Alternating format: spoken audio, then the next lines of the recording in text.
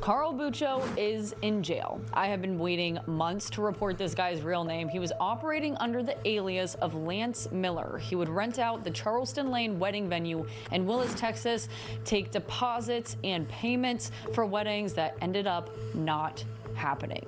The Montgomery County Sheriff's Office says he defrauded 12 victims out of over $213,000. I first broke a report about all of this back in May. It was around $54,000. That's Cindy, a bride who booked the place and showed up here last Friday for rehearsal the day before her wedding.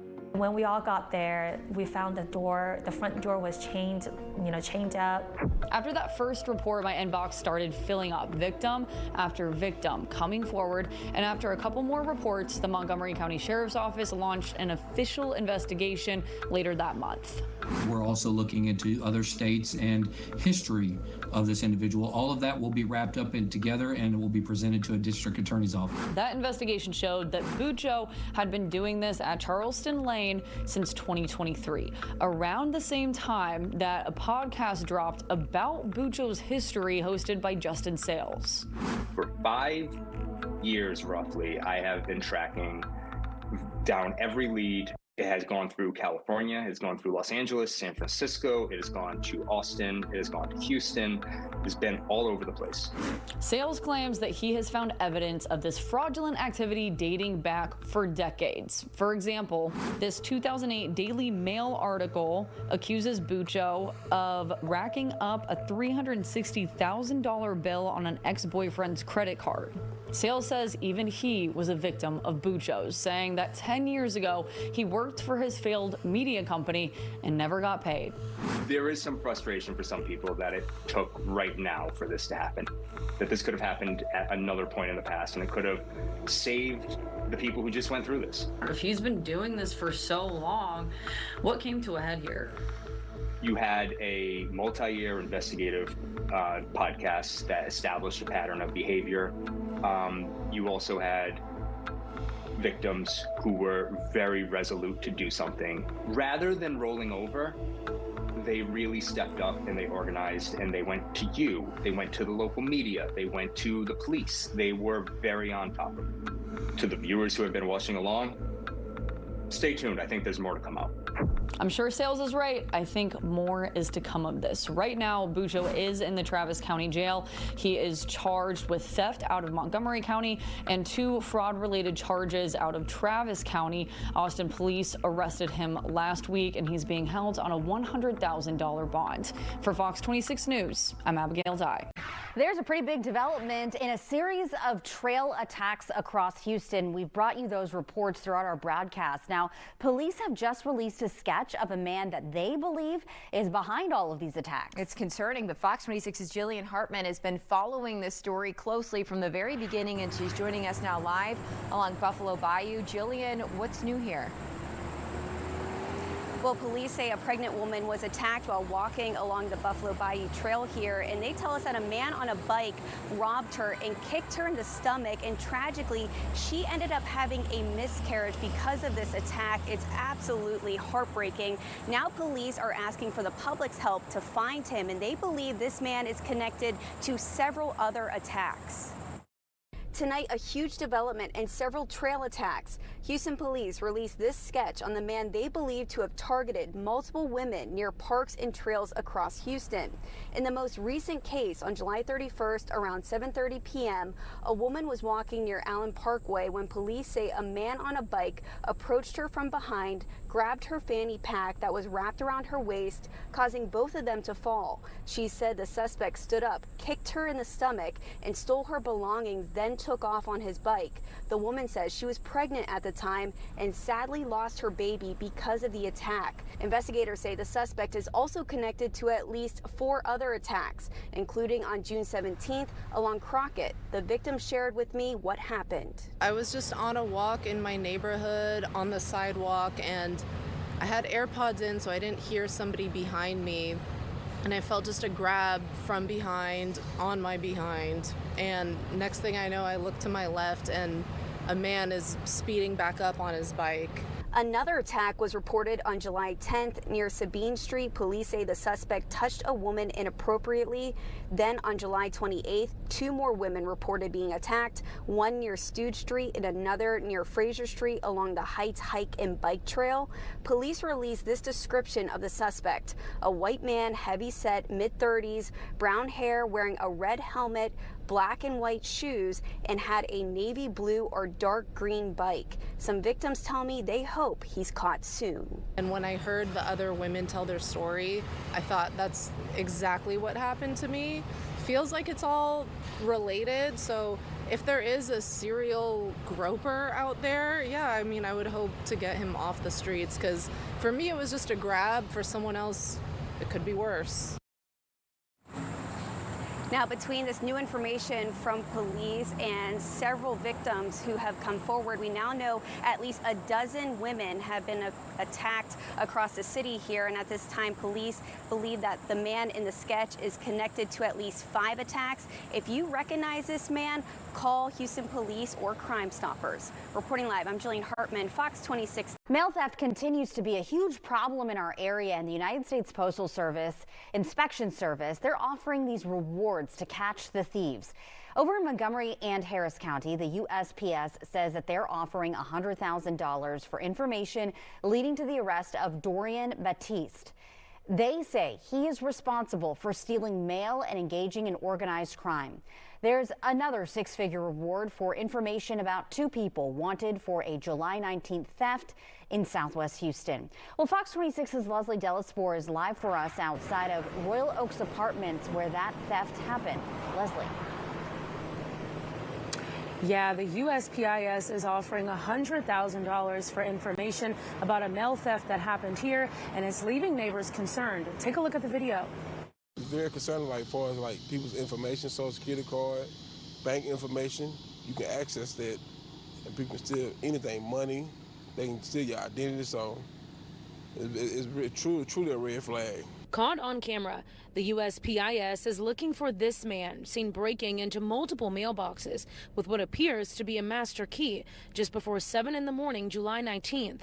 The video shows the guy turning the key multiple times before opening the mailboxes at the Royal Oaks Apartments in Southwest Houston. The USPIS also put out this poster with pictures of a man and woman. The USPIS says the thieves both struck the same day. We spoke with a neighbor who says he's now worried about his personal information. It's a lot of people in these apartments, and they they can steal every single thing. Like, you could wake up and your bank account could be emptied out. I heard one report, I heard someone over talking about it in the office. I ignored it because I haven't experienced anything. Like I said, I just moved here. But that's truly a red flag. That's way too concerning. I ain't want no mail delivered in now. Now, we want to head to West Houston for some breaking news here tonight. 3 children, the oldest just 5 years old, they lead police to the bodies of their parents after they were seen asking for food and water at a Southwest Side apartment complex. It happened on Meadow Glen Lane earlier tonight, and that is where we find Fox 26's Randy Wallace joining us tonight here with this live report. Randy.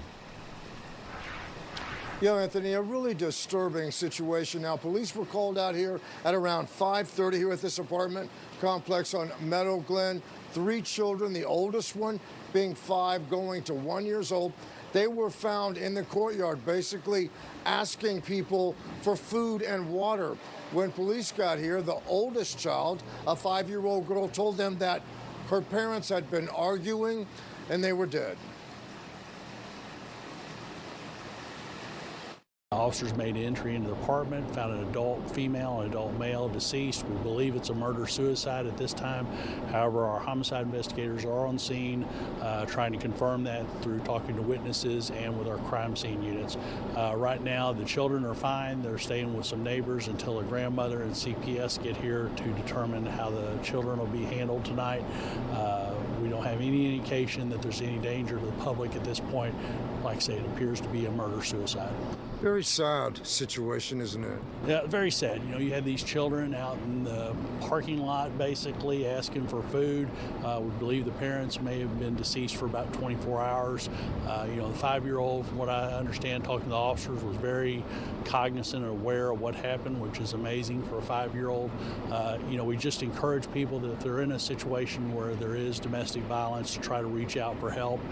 You know, they can call us and we have resources available to help them. Now the investigation continues out here. And again, if you or someone you know, you're in some sort of a domestic abuse situation, please call for help. Reporting live on the Southwest Side, Randy Wallace, Fox 26 News. We've been out all day with both federal and local law enforcement agencies as they look to hunt down suspects they have several information on during their heat wave operation. It was an early morning call for Fox 26 in the U.S. Marshal's Office, Conroe Police Department, the Montgomery Sheriff's Office, and the Texas Department of Criminal Justice. The agents gathered in Conroe around 6 a.m., strapping on protective gear and going over their plan to execute Operation Heatwave. It was very focused on our particular warrant list and some of our high-profile cases, violent crimes, crimes against children, you know, serious felonies that we placed on a list. Up first on our ride-along was fugitive Jesus Jr. Estrella. He was wanted for multiple assaults on a family member. The agents pulled up to his last known location. As agents knocked on the door, demanding people to come out, one by one, we saw about a dozen walk out, but none were the man they were looking for. Moments later, as agents prepared to leave this scene, an undocumented Mexican national who was speeding by lost control of his vehicle and hit our Fox 26 News unit. He didn't listen to agents' orders to stop his car. Instead, he drove off. Agents followed and detained him.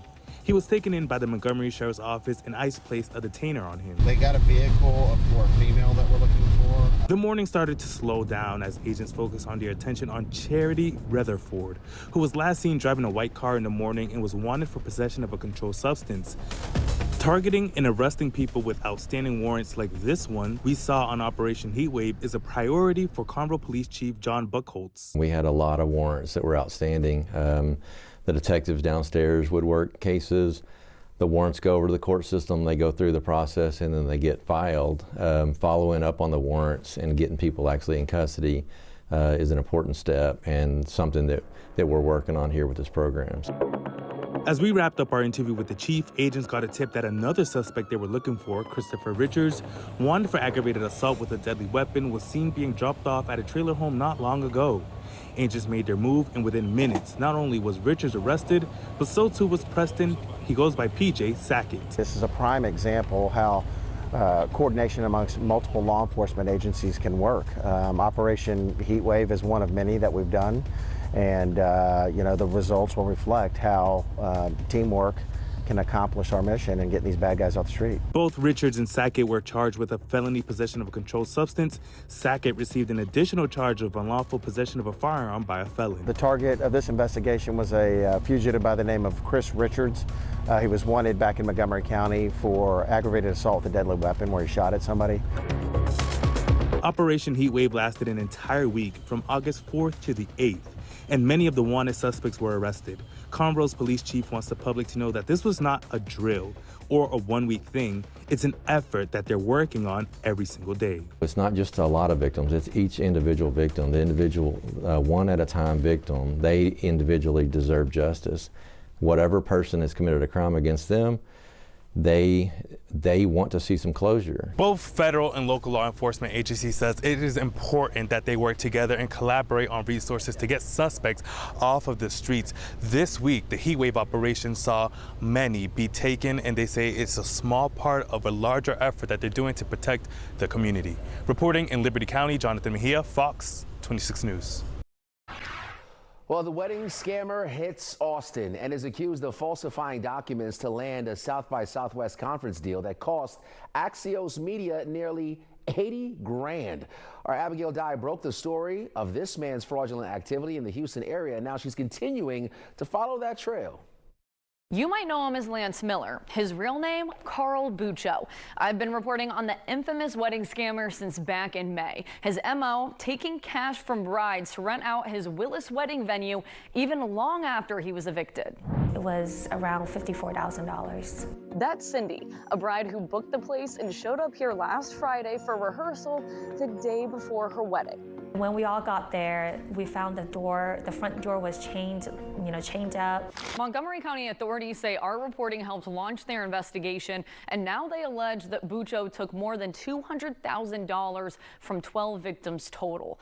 Austin police picked him up last week, and they filed charges of their own. We were able to locate where Mr. Buccio was living, and we were able to arrest him without any trouble, no incident at all. Court documents say Buccio rented a space in Austin, Texas in 2024 from Ironwood Real Estate using a fake bank statement that said he had $4.7 million in an account that never existed, and then ultimately never paid up. He presents false information to secure the lease, so that's the key piece of it.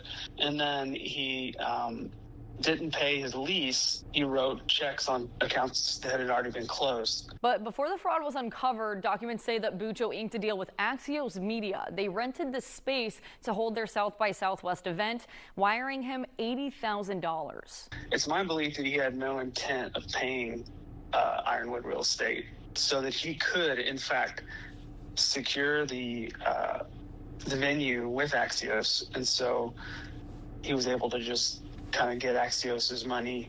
And keep in mind, this was all happening while Buccio was allegedly still taking payments from Charleston Lane brides. I dig into this full timeline and investigation on this story on Fox26Houston.com. For Fox 26 News, I'm Abigail Dye.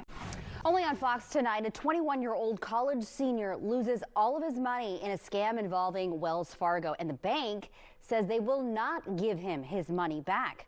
Fox 26's Randy Wallace has this exclusive. Wells Fargo says it empathizes with victims of financial scams, but customers who answer spoofed calls and do what they are told will not get their money back. So I had gotten a call from a Wells Fargo number, and they told me that there was a purchase in California for $899. And they pretty much asked me if I had authorized this transaction, if it was me. I had said no. They said in order to make sure that your account is secure, we need you to do some things and secure your money.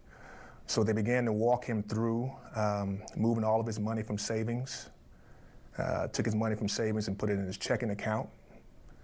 And then once he put it in his checking account, they told him to transfer it to basically his Apple Wallet. They manipulated me into getting the card off my phone, which I didn't realize they were doing. And as soon as that happened, that's when they hung up on me. He believed that the individuals he was talking to was truly indeed representatives from Wells Fargo. What's Wells Fargo telling you? Nothing. They closed the case July the 3rd and said there was nothing they could do. How do you feel about this? I feel sorry for my son. You know, he's done everything he's supposed to. He's been a great kid, a strong-minded individual, God-fearing child, and a great student. $4,400 is a lot of money to lose when you're in college. It's a lot of money for anybody to lose, sir. That's true. That's very true. Yes, you're right. It's a tough blow. I was already working at a hospital getting, I guess, experience for, I'm trying to go into PT school, so I was getting experience for that. But I had to put my personal training certification in use and go get a personal training job. So as of now, I'm working a personal training job at 5 o'clock in the morning and then going straight to the hospital to work. He said, Dad, it's money, he said, but God's got a plan. Wells Fargo says it never texts or calls about possible fraudulent transactions. The bank has a lot of good tips. We've got them for you on our website. Randy Wallace, Fox 26 News. Well, Houston Texans safety Jimmy Ward is now named in a lawsuit accused of a drug-fueled physical and sexual assault against the mother of his child. Ward was arrested twice this summer, in July and again in August. Fox 26's Jonathan Mejia obtained court documents and here to break down that lawsuit. Jonathan. That's right, Caroline Rashi. Well, Christy West filed this lawsuit against Jimmy Ward seeking more than $20 million in damages. Now, the lawsuit claims Ward assaulted her multiple times. We warn you, some of the details you're about to hear are disturbing. According to Harris County court records, Houston Texans safety Jimmy Ward is being accused in a civil lawsuit of physically and sexually assaulting Christy West, the mother of his 3-year-old son, while under the influence of crystal meth. The lawsuit alleges that on April 25th, Ward lured West to his townhome under the impression he would give her money for their son's karate lessons. West claims Ward told her she had to go inside in order to receive the money. Once inside, she says she had to go into the bedroom. Once in the bedroom, she claims Ward demanded she go into the closet, and that's when she says he exposed himself and demanded oral sex. According to the court documents, West resisted, screamed, and was able to leave the home. On June 12th, the lawsuit alleges Ward broke into West's home, causing a scene. West suspected Ward was using crystal meth, citing what she called his erratic behavior and eyes. West alleged Ward had used drugs and become violent in the past. In this instance, West alleges Ward to have assaulted her physically and forced her to perform sexual acts. West says Ward demanded to see her phone, and that's when she took the opportunity to escape and call 911. Texans head coach D'Amico Ryan spoke about Ward earlier today. Yeah, with Jimmy, I know there are a lot of allegations and things with Jimmy. We don't know the true story of all those, and I hate to jump to rush judgment on any situation, right? With Jimmy, we'll let the situation play itself out, let whatever has to happen in the court system, let that play out. But I think it's unfair to rush to judgment when allegations and stories come out on players. Everybody's quick to jump on it and jump on the negative side with the players. Let's just allow it to play out, and we'll see what happens when everything is over. Ward was arrested 2 weeks ago for testing positive for alcohol use, which is a violation of his bond conditions. Reporting live in the studio, Jonathan Mejia, Fox 26 News. Only on Fox tonight, a former Harris County detention officer already charged with theft allegedly sold another car that she didn't own to a young couple who are now out $7 grand. Fox 26's Randy Wallace has this exclusive. Car dealers say what former HCSO detention officer Stevie Mosley is accused of doing is a growing problem. It should make people think twice before buying a vehicle through Facebook Marketplace. Stevie Mosley resigned from the Harris County Sheriff's Office last April in the midst of an internal affairs investigation. Police say Mosley sold a 2022 Lexus for just $10 grand on Facebook Marketplace, a deal this man says he couldn't pass up. Stevie Mosley has on a Harris County uniform. Full uniform with the vest. You would think she just walked out of the jail. Did she tell you that she was a law enforcement officer? Yes. She sold us a car that she does not even own. Back in June, Noe and Lachey Mendoza say they bought a 2019 Charger they saw on Facebook Marketplace for just $7,000. We reached out. She said $7,000 was enough. We could meet up, take it for a test drive, and we did it, and we liked it. Car checked out, and we bought it. The owners of Mario Used Cars in Pasadena told us Mosley made a down payment on the car, but no payments. Dealerships say this kind of scam is a growing problem. People are selling vehicles on Facebook Marketplace they don't even own. Buyers should beware when the price sounds too good to be true. She had the correctional detention center jacket with her, so we thought, okay, she seems trustworthy, I doubt that someone with, working for the detention center and giving us her ID would be doing anything weird like that. So we thought everything was cool. You all basically lost $7 grand in the deal. Yes. That's a lot of money to lose. Yes, we just had a baby. We have a 13-year-old too. We're trying to support our family. I'm not working right now, so that $7,000 was a hard loss. Stevie Mosley is currently free from jail on a $10,000 bond. If you'd like to help the Mendozas, I've got their GoFundMe on my Facebook page. Randy Wallace, Fox 26 News. The man accused of killing one pedestrian and injuring another while driving drunk earlier this month is now out on bond. Our Abigail Dye has new information on the case and the identity of the man killed that night. August 9th, 27-year-old Christian Mendoza took his last breath. He and a friend were walking down FM 1960 when a car hit both of them. Investigators say that driver took off, but when they did catch up with him, they found out he was intoxicated. I'm Christian's mom. I'm his mom. He lived with me. Christian, he was 27 years old. He was a scaffold builder, a big-time Texan fan. He loved sports. He loved his family. He was a family guy. He always He was always doing stuff with the grandkids, well, his nieces and nephews. His car messed up that night. That's why he was walking, and only because they were going to go get something to eat. I said, I'll see you later. Be careful. Love you, and that's it. So I watched my door ringer the last time he left, and he never came back. And I fall asleep in his room crying because I can't believe he's gone. I just can't. You know, he's the baby of the family. He's supposed to be here. He's supposed to be here and I get married and have kids, and he's not even here because of a drunk driver, you know. 28-year-old Jonathan Rodriguez was that driver according to records. He was charged with intoxicated manslaughter, intoxicated assault, and failure to stop and render aid. His total bond was set at $750,000. Last week, his bond was lowered to $50,000, and Sunday, he posted it. They lowered his bond and then they let him out. Why? Why would he? Somebody that does that shouldn't get out of jail. All we want is justice. I don't need nothing else, just justice. That's all I want for him. And if you could say anything to Christian now, what would you tell him? That I love him and I'm always going to be here and he's always going to be right here. That I'm sorry I couldn't take care of him. That I'm sorry that drunk driver got in a car. In the U.S., drunk driving kills one person every hour, but it impacts so many more like this family. Rodriguez's next court date is set for next month. We'll keep you updated as the case moves forward. For Fox 26 News, I'm Abigail Dye.